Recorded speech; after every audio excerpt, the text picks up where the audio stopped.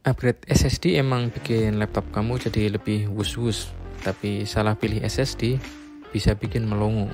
Iya, melongo karena puluhan giga data bisa hilang begitu aja. Halo guys, kali ini kita mau ngebahas salah satu perangkat konten yang cukup vital.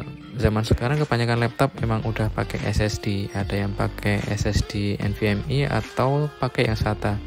Tujuannya sih sama, biar mendapatkan speed yang lebih baik dibandingkan saat masih memakai hard disk. Jadi kali ini aku mau share pengalaman yang semoga kalian nggak mengalaminya. Jadi waktu itu aku beli laptop second yang masih mulus istimewa dengan spek yang cukupan lah untuk grafis dan editing video. Saat itu laptop yang aku pakai udah ada bawaan SSD internalnya dengan kapasitas 256.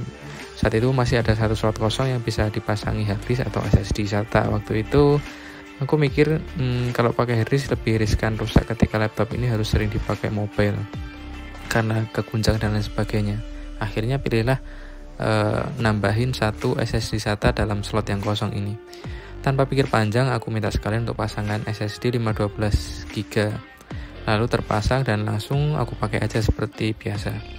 Dari SSD NVMe 256 aku fungsikan untuk OS, dan SSD SATA 512 aku fungsikan untuk storage penyimpanan data.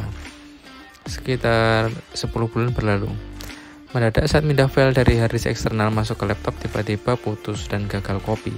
Setelah dicek ternyata SSD untuk data itu mendadak tidak terdeteksi.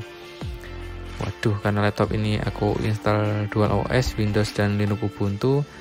Nah, cobalah aku booting lewat Ubuntu dan di Ubuntu masih terdeteksi waktu itu ada 2 SSD yang terpasang. Tapi SSD yang aku fungsikan untuk data ini tidak terbaca, kadang muncul, kadang hilang. Setelah bawa ke servisan ternyata emang SSD-nya udah rusak dan gak bisa kebaca. Lalu aku perhatikan ini SSD apa ya. Waktu aku minta untuk ngelepas aja SSD-nya yang rusak itu, ya bener, SSD yang aku pakai bukan dari brand yang udah punya nama.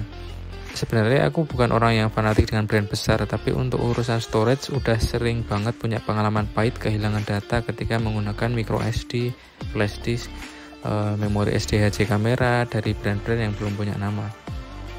Bukan nggak bisa dipakai, brand-brand yang saat ini masih baru emang lancar, tapi pengalaman kemarin-kemarin umurnya itu nggak panjang.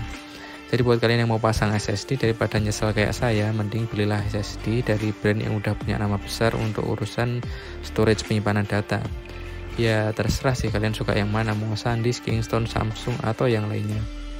Daripada nih kehilangan data itu nyesek banget, dan data itu bisa jadi lebih mahal berkali-kali lipat dibandingkan dengan harga media penyimpanannya.